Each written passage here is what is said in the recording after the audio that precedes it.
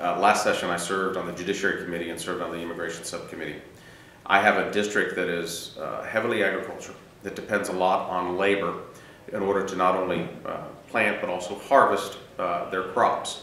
Unfortunately, the labor source that we have is hard to come by. Domestic workers don't want to do the work. The present H-2A program that's out there does not really serve well to get the adequate labor in there at a competitive price, and therefore you have a lot of illegal people coming over here. Look, we need the labor, we need those that want to work, so I've introduced a bill very similar to Congressman Dan Lundgren's bill of last year that sets up a guest worker program for farm labor.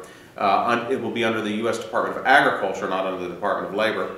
Still advertised for 30 days in advance for domestic labor to have these jobs so that we don't supplant the domestic labor, but then it will allow for a program that without caps to come over for 10 months at a time, go back and then return to provide for the necessary labor demands that we have to do our agricultural crops.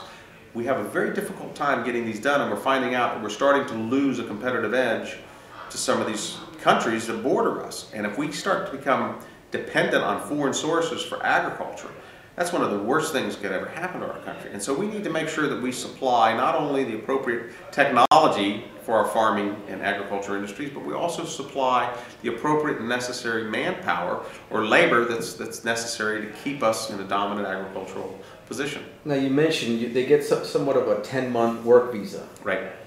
How do we ensure that they go back to their country? If not, maybe like happens here, 40% of illegal aliens or immigrants are here under overstayed visas. How can we guarantee that doesn't happen, or there is no guarantee? Well, one of the things we've talked about is paying into a fund that instead of paying FICA, which we don't pay anyway, but pay that amount so that when they're finished their 10 months, they collect it when they go back, which is even better. Because that way there's an incentive to want to go back, and then there's an incentive to want to come back because they'll have a job when they come back.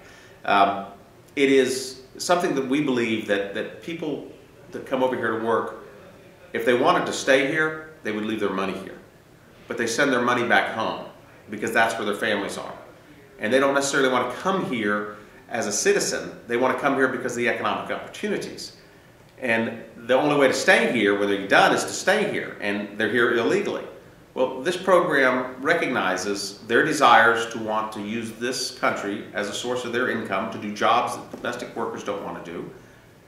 And it allows them to go back home to their family and meet our needs here and remove the unfortunate label of illegals and have a program of documented workers in this country.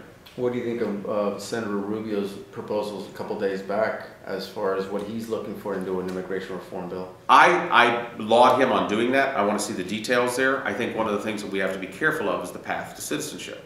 And I think that we have to be careful not to create a new path to citizenship. That we need to make sure that we document those that are here, that we allow them the opportunities to be here for the period of time under whatever visa they're here, but that then they have to go back and continue on their course to citizenship. And again, I think you'll see some of the lines become reduced over time if we have a good guest worker program in here, if we have a good H-1B visa program that allows for those who want to make an investment in this country that have the knowledge and the capital to start companies here, to allow them an extended visa. Again, no path to citizenship, but they can still stay in line, and eventually their time will come when they'll have citizenship.